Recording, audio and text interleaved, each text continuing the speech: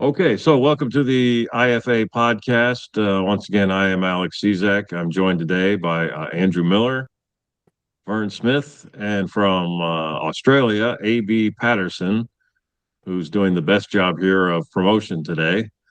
Uh, anyway, we thought this time around it's rather apropos. We want to discuss, among other things, AI. The basic topic is in 2026, what is art? And I think today is a good day to have this conversation because the great Martin Scorsese, who you may not think is great anymore after you hear this, has come out and said that he has no problem using AI in his work as a filmmaker.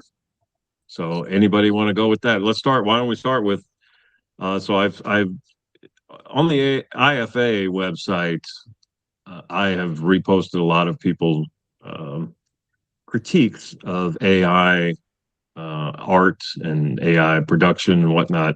And I've gotten several people who have cussed at me or all of us collectively, I guess. I'm a stupid jackass because I won't embrace this bold new tool, right? So let's start there. Is an artifact created by AI? Is it art? Let's just start right there. Well, I'm happy to jump in if that's okay. And look, I mean, I'm very much going to take a purist approach here and say that any art, whether we're talking literature or we're talking painting or we're talking cinema or any form of art, it is creative expression. And at the end of the day, on some level, it is the expression of the human experience. And therefore, I take the approach that if something's, and I'm not even going to say created by a computer, if something's generated by a computer, then my perspective would be that reflects nothing in terms of human experience, and therefore it can't be art. Well, I would say, if I could wave a magic wand, I could get rid of AI, I could get rid of smartphones. Yes, absolutely. I would do it. One of the, like when Scorsese says he's going to use AI, it's such like there's so many different ways that could be interpreted. Like we were kind of talking about this before, and I think Vern said, the genie's already out of the bottle. It's here. It's going to get better. It's going to be a part of things. And I think that the final product of anything that is art cannot be created by AI. But if you're talking about in the category of like a tool to accelerate the process of what you were already doing in the first place, instead of just doing what you would get from a Google search or a Wikipedia search, if you were to ask AI in a more comprehensive way, that can get you to the end of your art quicker than it would have otherwise. They used to write with quill feather pens or whatever, and then it moved to typewriters. It's like there was Google, and then now there's this, and this is only going to get better and better. So it's like, if Scorsese is saying like, I'm going to like generate an AI movie that's just me putting a prompt into a computer and then what comes out is my movie, yeah, that's terrible. And again, I would, if I could just magically get rid of all of it, I would. But if he's using it as a tool to speed things up, instead of, every 4 years that you get a Martin Scorsese movie. I mean, I don't know how old he is, but he's getting up there. He can't make that many more. And if it gets us more quicker, like I have a lot of research in the book that I'm just kind of finishing right now. And I found that a lot of the research was helpful. I had to be very clear, like, cite sources when I asked, ChatGPT to send me sources. I have a scene at, I live by the Rose Bowl. I took AB when he visited Pasadena to see the Rose Bowl. There was this really interesting to me. There was this protest against Nikita Khrushchev coming to California at the Rose Bowl, and all of these figures were there. But it was hard for me just with Google and regular books to find exhaustive information. But when I put into ChatGPT, it gave me like way more than anything I was even expecting. And I found all this extra information that would have taken a lot longer. And so it got me to the goal that I would have been at otherwise quicker. And so that's a good thing. And it's very important for everyone to enforce, like, hey, you know, research might be okay, but I'm not going to buy your book if you just threw a prompt in and then the thing that came out is what you are calling your book. It can never be the final product, but as far as like tools, I think it's best just to try to make an ethical peace with it as much as possible. Well, yeah, I you know, my take on it is you know, sort of turns me into old man Smith. I'm pretty traditional on this, and I've tried to avoid it as much as possible in my daily life. I resent it that my texts are, you know, when I try to send somebody a text, it's trying to finish it for me. I think I mentioned it to you guys last time we were talking, and you know, I almost sent a message to my for always girl that said I loved you, you know, in the past tense, right? And so you know, it's I've done my 5 books, and I've got a 6th one that's on the way, and it you know, the 6th one I've been playing around with on and off for 25 years, and started it in my late 30s and finished it you know, much later in life.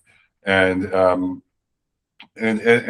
you know, I can stand on that, and I you know, if people want to say I'm wearing a tinfoil hat because I won't on some level embrace it, you know, so be it. That's fine. But you know, we're living in an age now, and I saw this coming, where you know, the major bookstores are you know, poised to be selling AI books, or are already, and certainly the Crime Writers of Canada now for at least a few years has accepted books that in a minor way have been produced with AI. The last I read, I think it was 2%, and you know, I'm sure that's not going down. And so I mean, I don't accept it, and it's nothing that I want to get into. And if it means, you know, I end up with 6 or 7 books as opposed to, you know, 14 or 1400, that I'm just fine with that. And so I, you know, I don't accept what Scorsese is doing. I think, you know, in terms of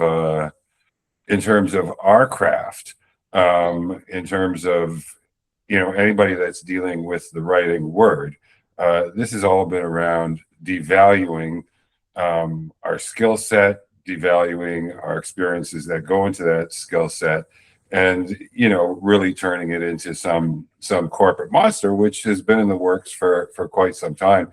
And so, you know, I as a writer, as an editor, I completely reject it. So let me clarify a couple of things. So Scorsese, as I understand it, his take at this point is that it allows him to make storyboards much faster. And the argument against that, I believe, is that there are artists, human artists, whose job it is to draw storyboards. So Scorsese claiming that this is, he says that he can communicate what he's looking for, I guess, easier with a machine than with a human being. I don't know. So that's one aspect of that.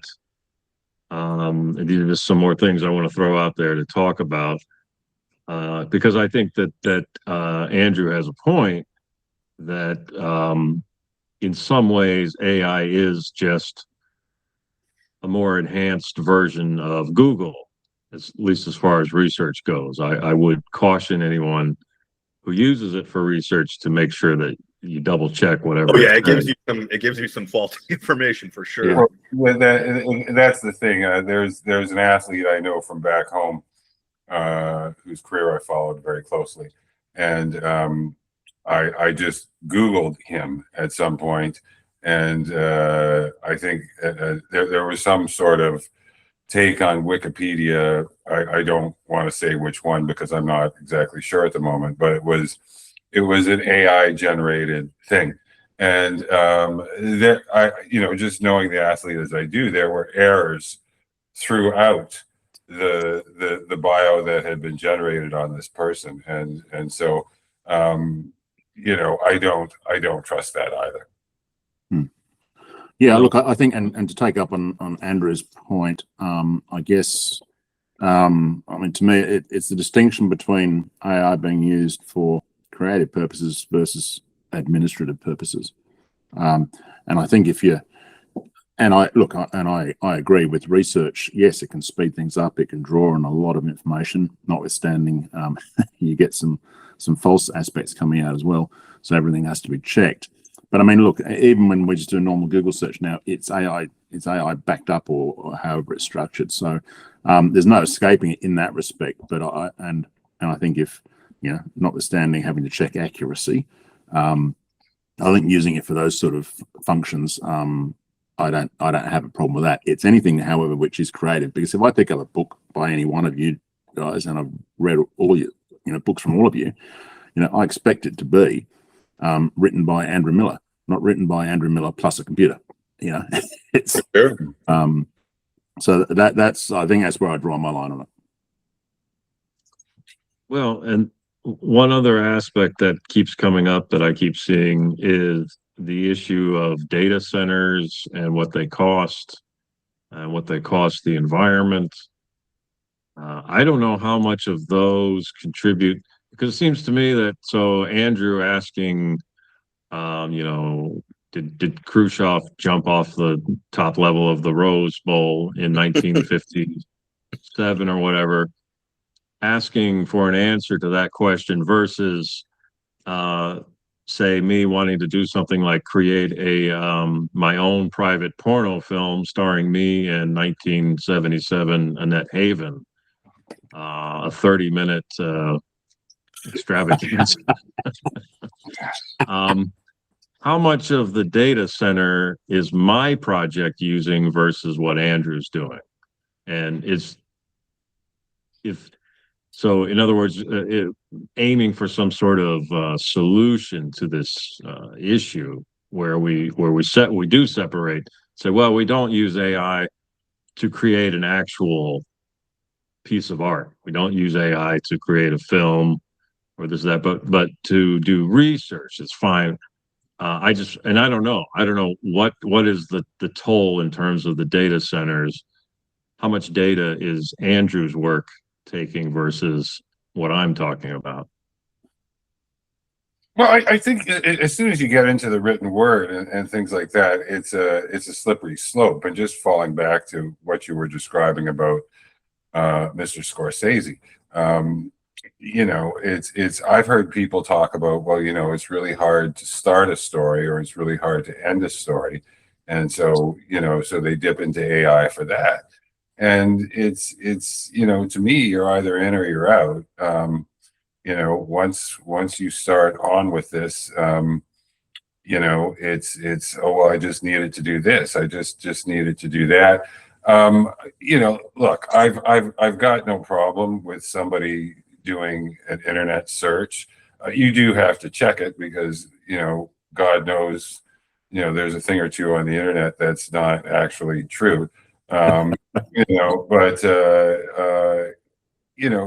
once you start eliminating jobs, and I say that as a former union organizer, it's being used. It's just another form of automation, and it's being used to render people redundant. And I've seen technology through my career had to make changes because automation, the internet, earlier forms of AI have wiped entire industries out. And I started out as a journalist, and we know what's gone on there. And the daily newspaper is just not viable anymore. I went into radio, and automation wiped that out, and here I am in my later years doing fiction, and that's devalued. Somebody can just I don't think that somebody pouring an idea into AI and getting a book back in 10 or 15 minutes or however long it takes is as good as mine. But people scanning the shelves don't know me, don't know the other person, et cetera, et cetera. They don't know the difference. And so now I'm competing against the machine.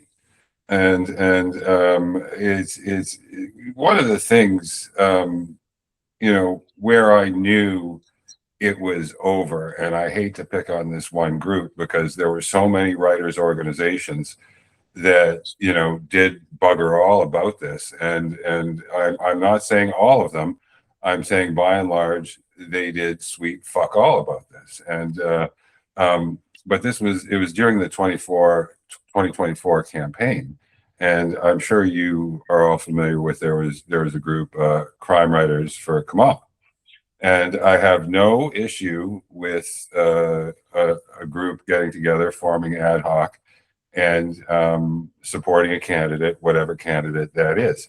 My issue with it is there was no attempt whatsoever to use their political capital in terms of you've got somebody running for office here, so before you give them your support, ask for something. And I would have liked to have seen AI regulations, strengthening copyright, and at least lip service to freedom of expression, freedom of speech issues before I would have given her my support. And I do the same thing in local elections here. I want to I want to talk to candidates before I let them put a lawn sign up or something like that. And what is your position on such and such? Are you going to advocate for this, that, or the other thing? And that's all I'm talking about. And it was just they needed to use their political capital and issue a brief series of asks, and they did not. And so it was just about ingratiating themselves to the party, ingratiating themselves to her. And it's what we have now is basically a publishing system that's largely based on party approved fiction and whatnot. And so at that point I said, nobody is even going to advocate for these things. And indeed a lot of writers organizations have on some level actually embraced it. I mentioned the Crime Writers of Canada, who for at least 3 or so years have been accepting books that have been 2%, whatever it is today. Last time I checked in, it was 2. Who that have had some AI generated aspect to it. And so once you get into that, it's a slippery slope.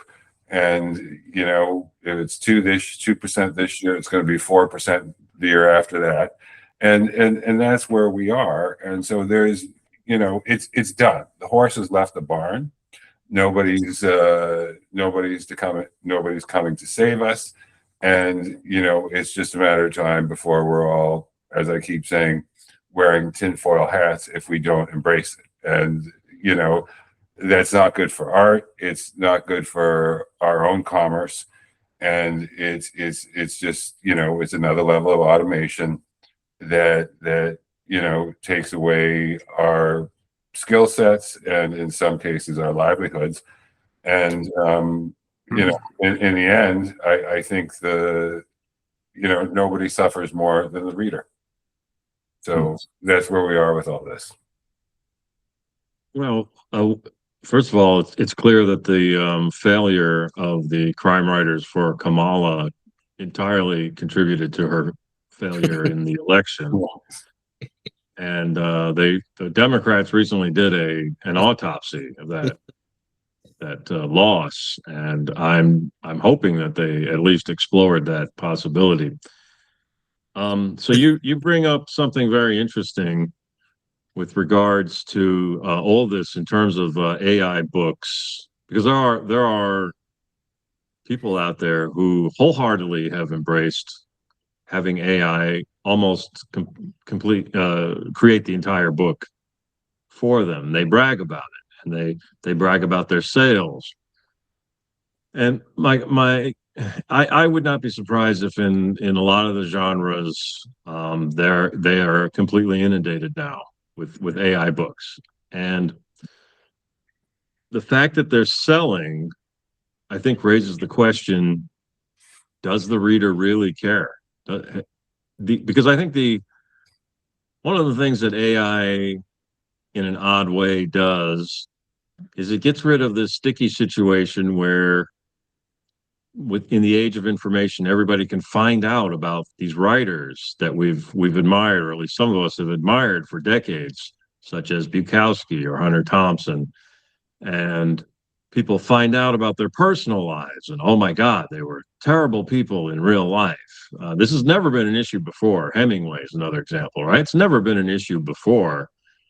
We just the general public was able to separate the art from the artist. The artist's personal life, for some of us, is kind of interesting, right? Bukowski, the fact that he's just an unrepentant drunk was for some reason, when you're young, I think that's really attractive for some reason. But in the end, does the reader really, if the reader doesn't have any kind of investment in the author's personal life, does the reader really care?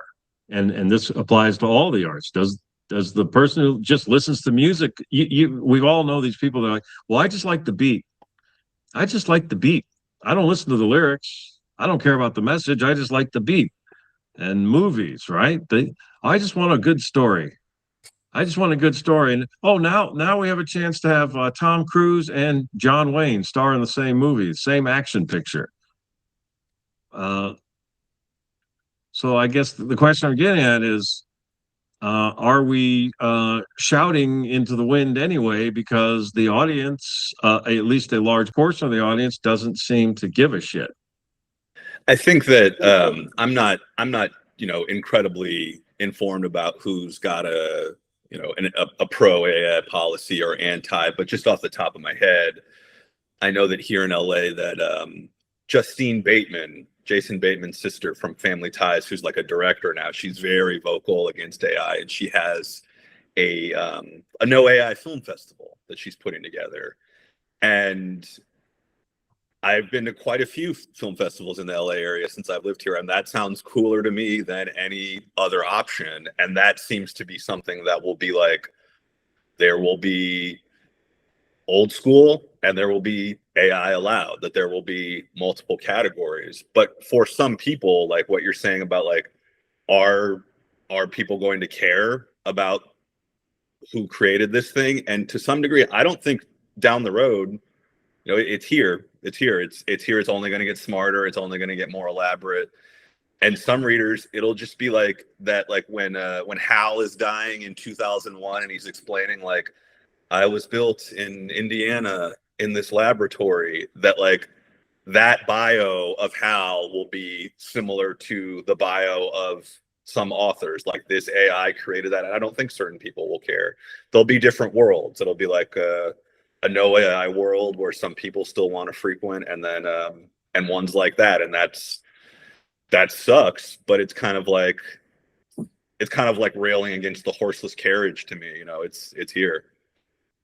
Oh, it is here, and it became apparent to me when I was editing the Jacked anthology in 2002.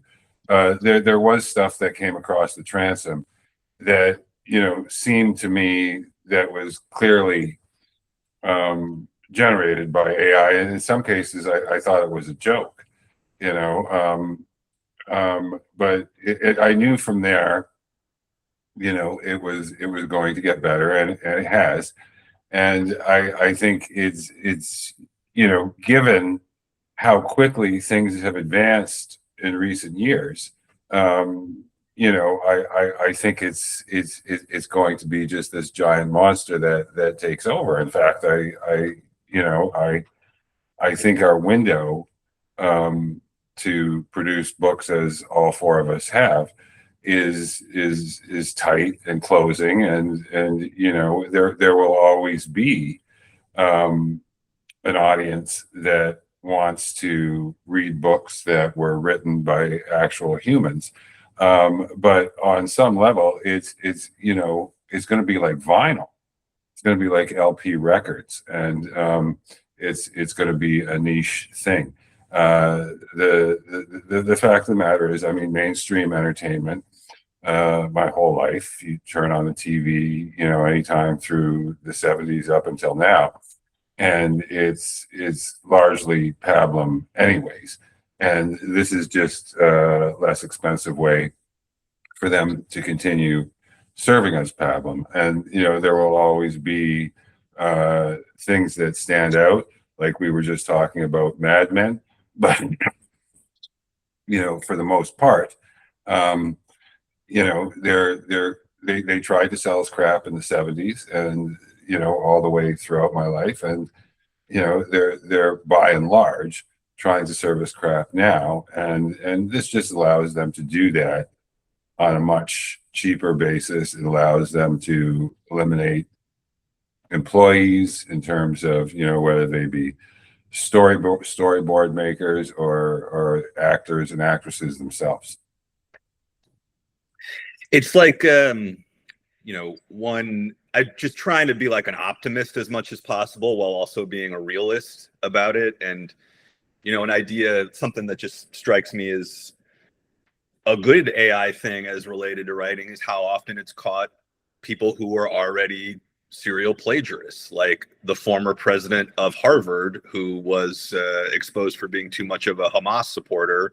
The final straw was they found out that she was plagiarizing all of the papers that got her into that place, and she was removed there. And so it's seeing how easy that was. It just seems like it's going to be inevitable for them to, it's going to be a good product, it's going to be a valuable product that would make money, to have some type of AI software that finds out if the author used AI in the first place, so that you can't do it because maybe the publisher has the policy of running everything that you did through this particular program. It's hard not to see that could be created too. So hopefully there's some kind of breakthrough that keeps people honest in that regard. Well, and the crazy thing about that is that the only way to really prove anybody's using AI is to use AI to prove somebody's using AI. And so it's sort of to me, it's sort of like the snake eating its tail. And I'm sort of creeping towards retirement myself, and so I can afford to reject it outright. And I mean, it's not that I don't want people to get caught. It is like a snake eating its tail type of thing. We have to use AI to find out if somebody else is using AI. And I just don't see all of this going to any good place in terms of creating what is real. Yeah, I mean, it's interesting with the overlap with plagiarism, because plagiarism has been around for forever in one form or another. But I, as a slight aside, I was reading an article here last week, which was fascinating, because it was saying we're about to have the first cohort of university graduates emerge into the workforce who got their degrees through ChatGPT. And the article was saying the fascinating, albeit somewhat scary aspect is we're now going to find out just how limited those people are in the workplace, because they don't actually have the knowledge to found their university degrees. It was done, basically on AI. Now, yes, I agree that the genie's well and truly out of the bottle, of course. And Andrew, to go back to your early comments, I'd like to wave that magic wand and get rid of some of the shit. Yep. Life would be an awful lot simpler. Yep. I think in terms of it comes back to can you imagine AI turning out anything of the quality of Bukowski? I don't think it's allowed. Because, I don't think it's allowed. I don't think it's allowed to even use some of those words. well, probably not. But again, I mean, and look, I mean, he's a classic example of the human experience being translated onto the page. You're never going to be able to produce that with a computer, no matter. And I agree that the engines are becoming more sophisticated in what they can turn out, but they can't replace the human experience. And I think to come back to the readership, I think that's a huge worry. What are the expectations of readers then going to be? I mean, I inadvertently got a book online. I was researching a particular topic. Actually, it was before I came over for the conference last year, Andrew. But we didn't end up speaking on that topic. So, but I got this book and it arrived, and I'm reading. I think, what is this garbage? And it was clearly produced by AI. Yeah. But so the quality, you can pick them very easily, at least at this point. But even if they get to the point, and they probably will, where the language is more sophisticated and it looks a lot slicker than they currently do, again, where's the human experience going to be coming through into that? So, well, there's a particular scene, and I'm not even going to mention it, in Women by Bukowski, that there's absolutely no possible way I believe AI could have generated that. Well, what I remember about the book Women is Bukowski or Chinaski comforting one of his girlfriends because she has a large vagina, and that's not the way it's stated in the book. And I just can't imagine Chat GPT coming up with that.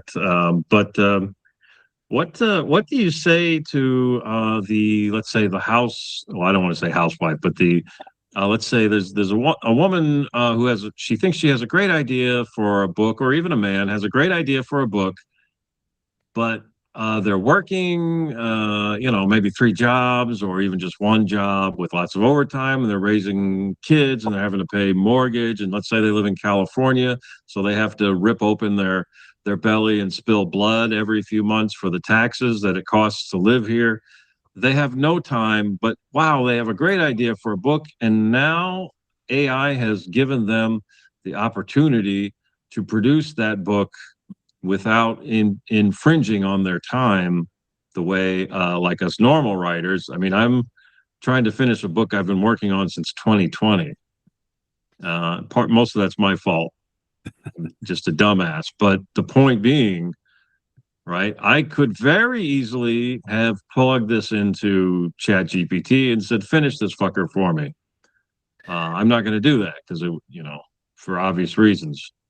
But what do you say to the non-artist, the person who's not really an artist, but decides, because we had this phenomena like maybe 20 years ago with Photoshop, where suddenly people who weren't really painters or photographers could suddenly sort of merge the two with Photoshop and come up with some pretty interesting things, but very clearly created with the help of a machine. Yeah, I mean, I think it's pretty similar to what I said earlier, in my opinion. I mean, it's basically you have to create the final product yourself. As far as the tools that you use to get there, this is a new one. I don't know if you guys saw, like, it's not very often that I find myself agreeing with the Pope, but there was he wrote, I forget what you call it. Jen was raised Catholic. My fiance Jen was raised Catholic, and she there's like a thing that the Pope will introduce. It has a term. It starts with an E, but I can't think of the name of it. But it was all about AI, and he basically said AI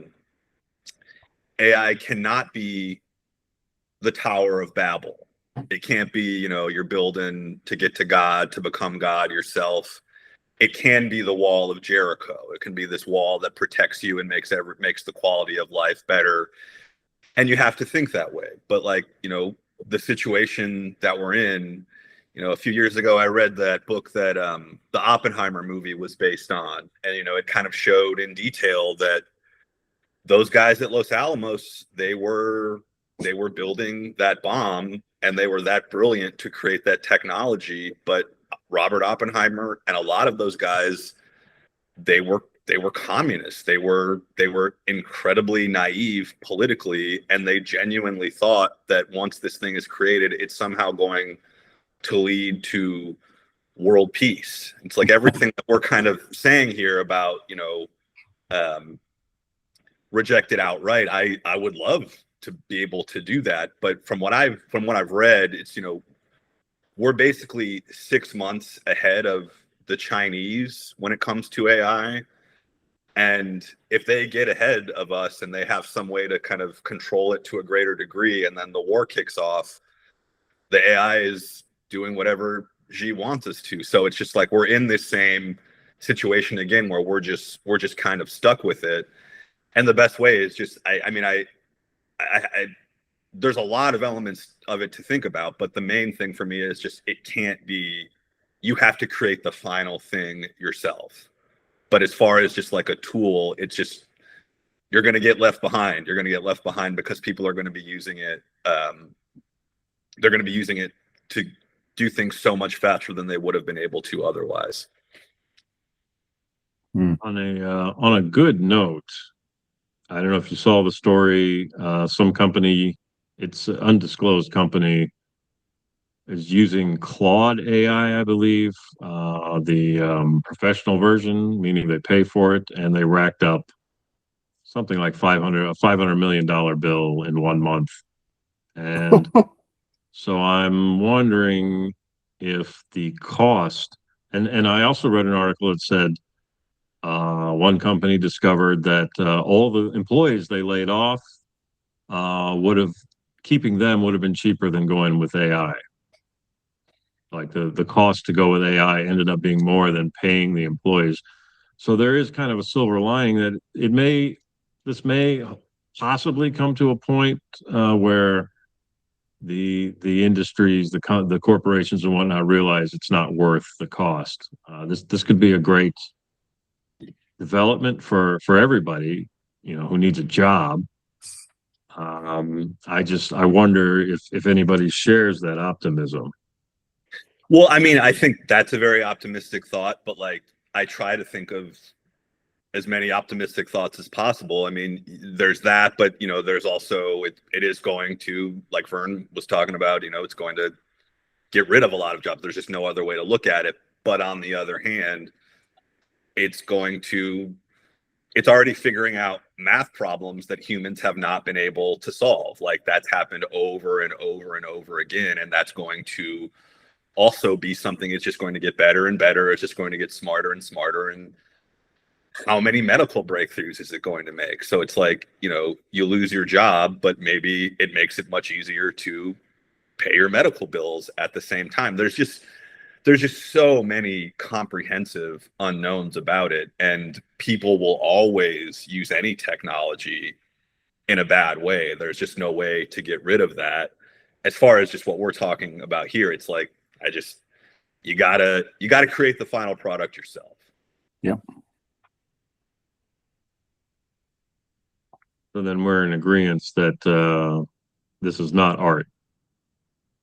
Sure. Yeah. If you just put it into, yeah, for sure. Definitely. It's a commodity. Well, on a slightly different note, even though we're the Independent Fiction Alliance, I would like to note the situation with motion pictures and movie theaters seems to me is starting to go back in a positive direction, in that we had two independent. Yep. Everybody's talking about that in LA for sure. Yeah, horror films, right? That absolutely trounced whatever the latest Disney Star Wars film was. I guess the Boba Fett and the little puppet.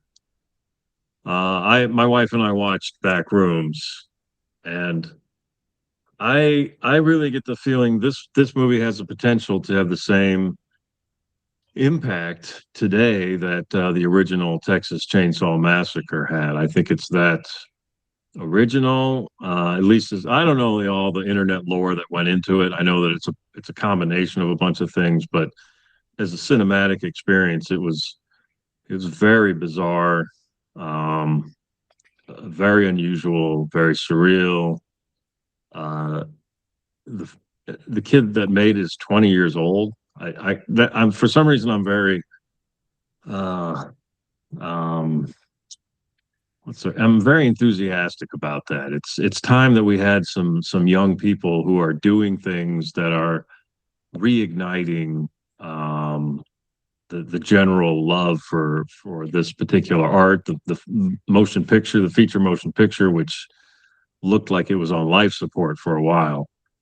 Yeah, I mean, And, it's really like a inspiring and happy thought to think of like all the like useless like studio people that, you know, just do whatever they can to justify their own existence, but don't actually do anything. Looking at the numbers of how much was spent on those movies and how much was made and what to do about it.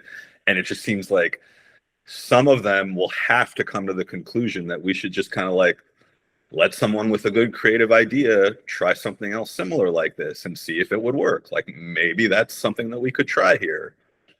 So it's very optimistic. yeah, in fact, it's funny you say all that. One thing about Backrooms, so Backrooms can be interpreted numerous ways, which to me is always the sign of a good movie.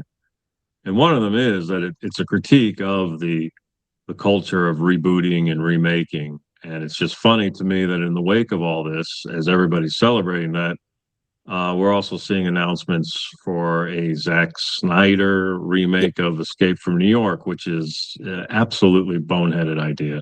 Terrible. Unfortunately, John Carpenter is a cynic, and his attitude always seems to be, well, they're going to pay me, so I don't care. He's Carpenter is a fascinating character. I think that he has not given a shit about. I mean, he has artistic integrity, right? But I think the failure of The Thing permanently affected him, permanently affected his outlook, so that he doesn't see that his film Escape from New York is a very special thing that should not be fucked with like this.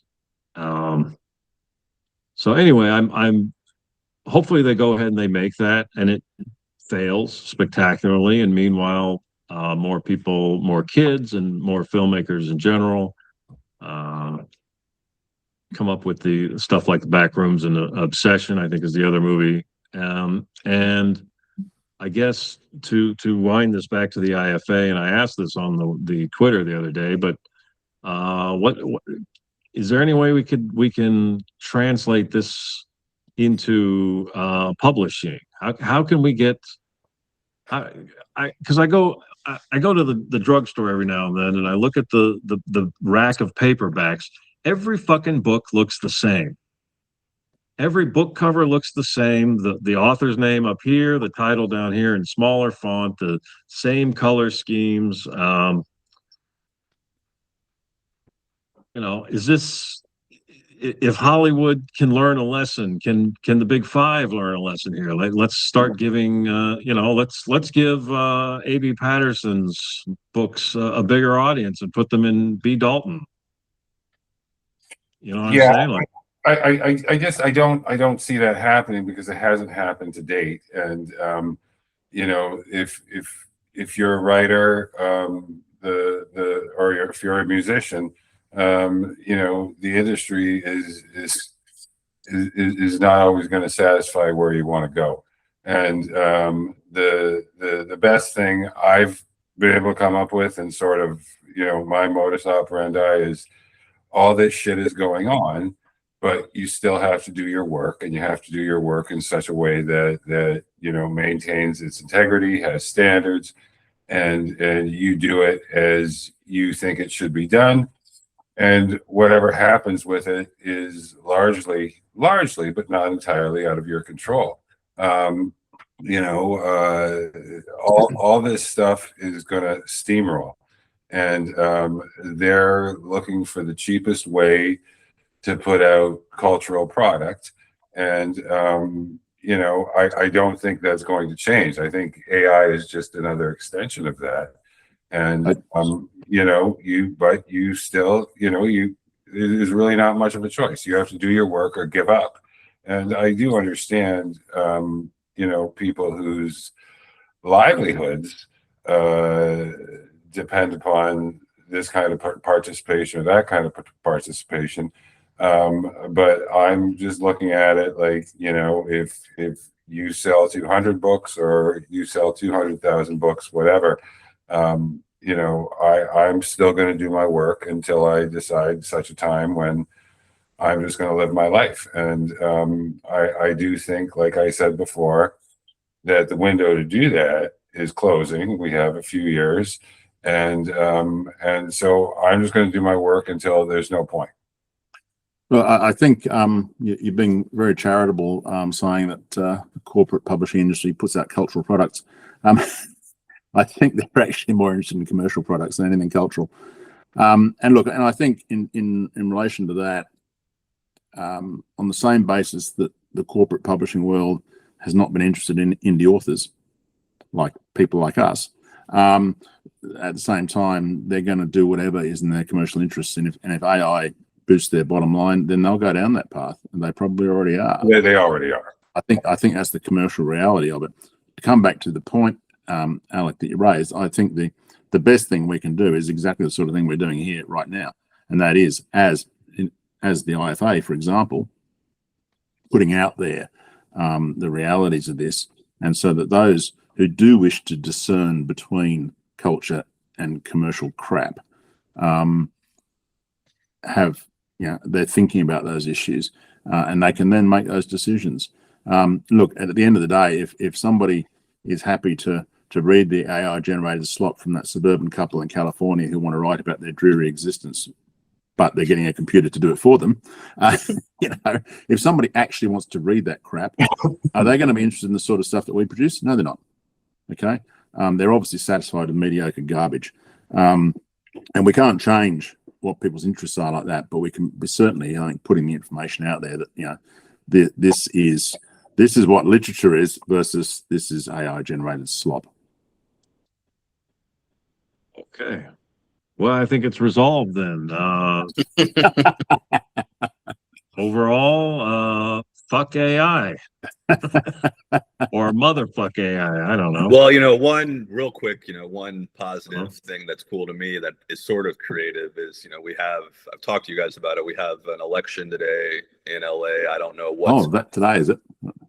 But I am a supporter of, crazy thing to say, the former star of The Hills who is running for mayor. I think he is objectively better than the other two options. And one of the things that has helped him immensely, being a complete outsider, someone that is not supposed to be allowed to get anywhere near as close as he currently is that he has all sorts of fans. He won't do anything AI himself, but he has all sorts of fans that have made these just totally insane commercials for him. Some of them are just absolutely hilarious.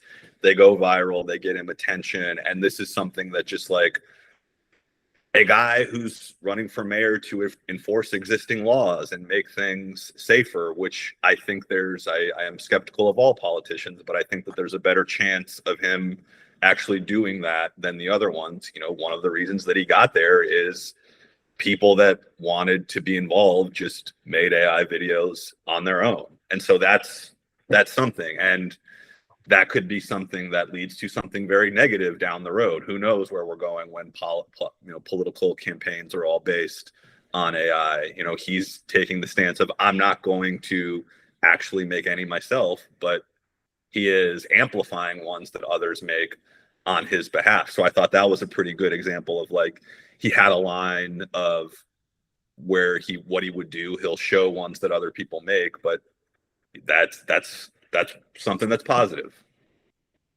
And who knows what's going to happen, but that's cool to me.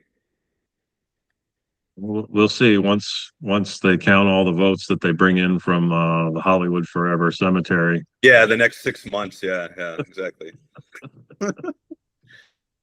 If you guys don't know, it takes like weeks or months for every election in California. It's ridiculous. Which is weird because in 2024 they announced that Kamala won here, like 5 minutes after the polls closed. Right. Yeah. Funny how that works. I don't doubt them. I mean, there's lots of trustworthy dead voters in California. Okay, well, that's all our time today. That was a good conversation. And if you, the viewer out there, all 3 or 4 of you, if you enjoyed it, be back here for the next one. For the IFA, I'm Alec Cizak. That's Andrew Miller, A.B. Patterson, and Vern Smith. Yes. Once Google edits this, they won't be able to, your waving won't matter because it only focuses on who's speaking. But everybody did wave goodbye to you, and I'm waving goodbye. Have a wonderful day, and next time we talk, LA might have a different mayor. See you guys. Take care. Thanks a lot. See you from down under. Oops.